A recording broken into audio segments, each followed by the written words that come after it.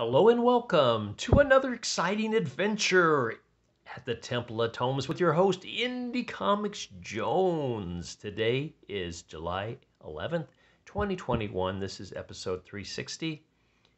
We're looking at Rabid World. And this is a Scout Comics number 2. It comes in at a whopping $3.99 and it has a mature label on it. And it is pretty gruesome. We've got these rabid zombies, and this is a nice cover. I really like the angle here. It just gives you this kind of weird distortion of these creatures that are just rampaging. A lot of action in this one. I shouldn't say a lot of action, but a lot of nicely paced comic. And it's very consistent. It fits right in with the first one. The characters are still the same. They're not acting totally different. I'm enjoying this comic. I think it's a lot of fun. And what it is also is very immersive. You find yourself trying to figure out what would you do if you were in their situation. Let's take a look real quick to see who worked on Rabid World. The writer is Todd Sinani. I think I said that right, or Sanini. Artist is Oleg Okunov. Okay. The letterer is Lucas Gattani. Editor, Andrea Lorenzo Molinari. And the production was Joel Rodriguez. Hey, those actually got easier as it went along. So what we've got is a doctor that's been separated from his buddies. The doctor's been taken by the military, was picked up by helicopter and brought to this small base. It's kind of a secret base. They call it Fort Levine, and it turns out most of the base is actually underground. In the meantime, his buddies are out in Chesapeake Bay. They're on this very nice sailboat, and there are other survivors that are congregating around the sailboat, just trying to figure out what they want to do. Now, what I like about this comic is there's no dumb decisions made. They all talk out what they're going to do next, and they try to go to the next step beyond that, not just, let's just do this and go here, and then they get attacked and chased. Both groups are actually trying to work this out in their head. I think that's a really nice feature, because we usually get the other way where they're just running for their lives the whole time. So there are breaks in here, and when the action does pick up, it feels nice and intense because of the build-up. Now we get the one doctor taken down below underneath. They tell him they've got one patient that he can work on, and obviously the patient is already a zombie beyond repair. Back in Chesapeake Bay, one of the other pilots of one of the smaller ships starts talking to the captain. He's not allowing them on the board because they don't have enough supplies for everybody. They only have supplies for 2, and there's actually 4 in their party. So they're discussing what they're going to do next. The big sailboat wants to go more out to open sea. The other group has said, well, we've discussed it, and we're going to go to this lighthouse. And there's this discussion, well, is the lighthouse really safe enough?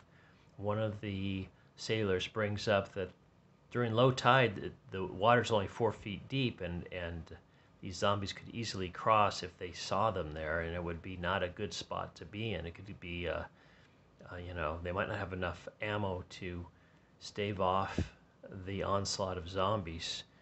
But they think they're going to be safe, and they're going to go ahead and do it. The sailboat decides they're going to go out to sea instead. Meanwhile, back at Fort Levine, the doctor meets the Private Dylan. He calls him Bob just to be funny. Actually, he finds out later the last name Dylan is spelled differently, like it's spelled like Marshall Dillon or Kevin Dillon. So the joke's on him a little bit. But he's going to take blood samples, start working on them. He's also going to get a tech come in and help him with some of the machinery he doesn't know how to operate. Back at Chesapeake Bay, they're going ahead steaming out to sea, and not a moment too soon as we have 2 jet bombers fly overhead. They realize they're bombers because one of the guys has been in the military. He says, we got to get below deck right now. They're going to nuke Baltimore. And that's exactly what they do. And they're close enough where there is an impact wave that hits them and knocks their ship over, almost capsizing them. Now they realize that they have been probably had some radiation sent to them. They're not far enough away, but the ex-military guy actually has iodine pills in his kit, and he's going to give them to everybody to kind of help out and keep them well. Meanwhile, back at Fort Levine, the secret fort that has a name, they are continuing to work on the one patient here. They're going to take blood samples and put it under a microscope and take a look at it. And they just kind of mentioned that things go bad, this whole floor will get torched. So the pressure's on for that poor doctor. Meanwhile, back in Chesapeake Bay, the boat continues to they're just kind of going around trying to think of where they're going to go to next. They're just under air power, or wind power, I should say. And they find some vodka and they have a little party just to relieve the stress. The boat's on a kind of an autopilot. As soon as they set a course, it will adjust the sails and rudder to keep on course. So it's kind of fun. They start talking about the song in Jaws. We should do a sing along, and they sing the song from Jaws. How they went to bed about an hour ago, something like that. Anyway, back at Fort Levine, they're finding their patient is getting more and more antagonized, which isn't a good thing, as I guess it's getting more hungry. It's running on pure adrenaline. So not a good thing, but he's still strapped down mighty tightly. As they head out still to sea, they're going to come across another issue here. Now, back in Frederick, Maryland, I don't know if this is part of the one area that was bombed or not. I'm not sure. You can see that there's just mayhem. It's just nothing but zombies moving around here. So it's not a good scene. That's where we kind of shoved off from. Back at the lighthouse, they notice that a big ship is coming in close to them, and they notice that they're being looked at too, and they think they're pirates, so they're not too happy about that. And then the pirate captain is pointing at something. He says, what is he trying to say? He says, everyone look at the beach. And so they do. They take a look at the beach and they see this onslaught of zombies heading towards the lighthouse. They go ahead to get back up in the tower to take a position, defensive position. As you see, these zombies keep on moving right towards the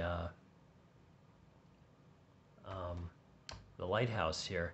The ship that's right there, the pirates, they decide, let's pull away. We'll come back later when things have come down and take what we need. You can see this one guy's got like a hole in his head. Pretty cool. These things don't stop. Now they're looking at some of the biological samples that they took from their patient. They see there's issues with it. Meanwhile, the woman tech here is looking at video surveillance of how quickly this thing seems to spread. And they've also noted that the other doctor, or the picture they're getting from the other fort that was supposed to be even better equipped, they can see that it's kind of, things aren't going well there, that it's been overrun. Now our sailboat on Chesapeake Bay is now coming to the Virginia Bay Bridge, and they realize that there's some zombies on top. So now they're in trouble. They're going to make their way. They're just going to try to be as quiet as possible and just go for it. Back at the hospital, or the fort, see, it just goes back and forth, which is great. So it's really building the tension. They decide we're going to shoot him in the heart, basically. We're going to shoot this guy in the heart and see what happens. We're going to just start experimenting hardcore. These guys get closer to the boat. They shoot the patient in the heart. It doesn't stop him, and if anything, it seems to antagonize him even more. So they're assuming that maybe this patient will finally die in about 20 minutes since he's been shot in the heart. Meanwhile, the zombies start jumping off the bridge towards this sailboat. They're armed. They start taking shots at them, and they're able to escape okay after that harrowing experience. They continue to watch the zombie, and they realize probably just a headshot's the only thing they can do unless they unload like ammo into every organ. It's about the only way they can slow him down. So they basically tell them he needs more samples, and they get a report that there was a hospital that was not. There's one doctor apparently left. He's barricaded himself, and he's got the samples of the first patient that ever showed up, and they think they could make a vaccine for him. So they're going to try to make some way to get to that hospital. And then we just have our sailboat as it has passed the bridge, and they're just saying, we can't believe we made it.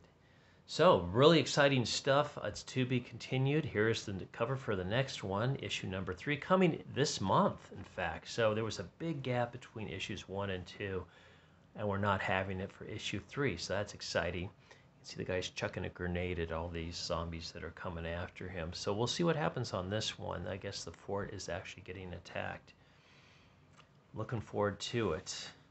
And then we just get a kind of a black and white shadow or watermark of this cover on the back.